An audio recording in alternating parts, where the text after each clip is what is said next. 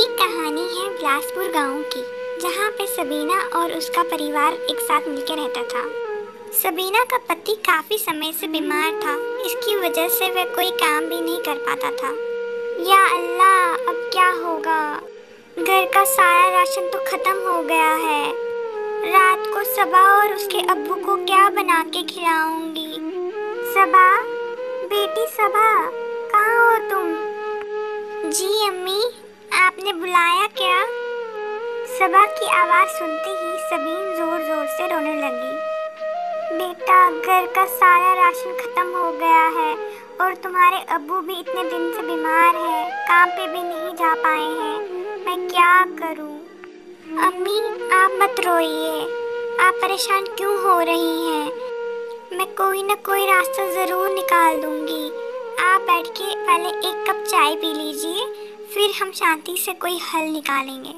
अल्लाह, मेरी मदद करो। मैंने अम्मी को ये तो बोल दिया है कि मैं कुछ कर लूँगी, लेकिन मेरे पास भी तो थोड़े ही पैसे हैं, उनसे क्या ही होगा।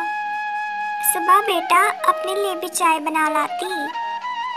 वैसे चाय तो तुमने बहुत बढ़िया बनाई है, इतनी कमाल की चाय तो मैंने आज तक नहीं पी है।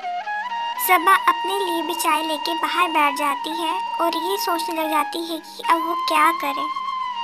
मैंने अम्मी को ये तो बोल दिया है कि मैं कुछ कर दूंगी, लेकिन मैं करूंगी क्या? चलो पहले चाय पी लेती हूँ, फिर कुछ सोचती हूँ। वैसे चाय तो बढ़िया बनी है, अम्मी सच कह रही थी। क्यों ना मैं चाय का ही बिजनेस स्टार्ट करूँ? ऐसे घर भी चल जाएगा और मेरा शौक भी पूरा हो जाएगा। अरे सबा बेटा, तुम यहाँ क्या कर रही हो? मैं तुम्हें कब से अंदर ढूंढ रही थी। अरे अम्मी, आप? अच्छा हुआ आप ही आ गई, मैं तो आपके पास ही आने वाली थी। अम्मी, मैंने अपने काम के बारे में सोच लिया है, मैं अपना चाय का बिजनेस स्टार्ट करूँगी। कैसी बातें कर रही हो तुम ये बेटा? सब क्या सोचेंगे तुम्हारे बारे में? तुम्हारे अब्बू क्या कहेंगे? और इस काम को शुरू करने के लिए पैसे कहाँ से आएंगे? अम्मी, लोगों का तो काम ही है बातें करना। और रही बात पैसों की, तो उसकी फिक्र आप ना करें। कॉलेज जाते हुए जो आप पैसे मुझे रोज़ देती थी, मैं उसमें से थोड़ा थोड़ा करके बचा लेती थी।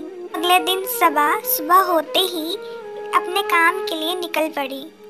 देखते ही देखते सबा ने अपना चाय का डब्बा बनवा दिया। अरे वाह मेरी बच्ची, तुमने तो कमाल कर दिया। अल्लाह तुम्हें कामयाब करे, तुम्हें हर नज़र से बचाए। मेरी बच्ची, हमारे होते हुए भी तुम्हें ये काम करना पड़ रहा है, हमें माफ़ कर देना बेटा। अरे अम्मी, कैसी बातें कर रही हैं आप? ये तो मेरा फ़र्ज़ है, मैं भी तो आपकी ही बच्ची हूँ ना। हम एक दूसरे की मदद नहीं करेंगे तो फिर हमारी मदद कौन करेगा? थोड़ी ही देर में दुकान पे ग्राहक आना शुरू हो जाते हैं। अरे वाह बेटा, तुमने तो सब लड़कियों के लिए एक मिसाल कायम कर दी है। भगवान तुम्हें इस काम में सफलता दे। अरे काका, आपका तो आशीर्वाद ही काफ़ी है मेरे लिए। आपकी इन बातों की वजह से मेरा तो और ही मनोबल बढ़ गया। अब मैं तो और ही जी जान से काम करूँगी। रमन और राजू को चाय बहुत पसंद आती है। वाह बेटा वाह, क्या कमाल की चाय बनाई है तुमने। हमने तो आज तक ऐसी चाय नहीं पी। अपने पूरे दिन के बारे में सोच के सबा बहुत खुश हो जाती है कि आज उसकी दुकान पे बहुत सारे लोग चाय पीने आए, जिससे उसकी अच्छी खासी कमाई हो गई। अरे बेटी सबा, कैसी चल रही है तुम्हारी दुकान? पूरे गांव में सब तुम्हारी बहुत तारीफ कर रहे हैं। तुमने तो मेरा सर गर्व से ऊंचा कर दिया। अरे अब्बू, आप यहाँ क्या कर रहे हैं? आपको तो घर बैठ के आराम करना चाहिए। अपनी बेटी की इतनी तारीफ सुन के सलीम भी बहुत खुश हो गया। अब सलीम को सबा के काम से कोई एतराज़ नहीं था। देखते ही देखते सबा का काम बहुत अच्छा चलने लगा और उसने पूरे घर की जिम्मेवारी अपने कंधों पे ले ली और वह सब हंसी खुशी रहने लगे। सबा ने ये कहावत सच कर दिखाई, कोई भी काम छोटा या बड़ा नहीं होता। If you like the video, please like, share and subscribe. Thank you.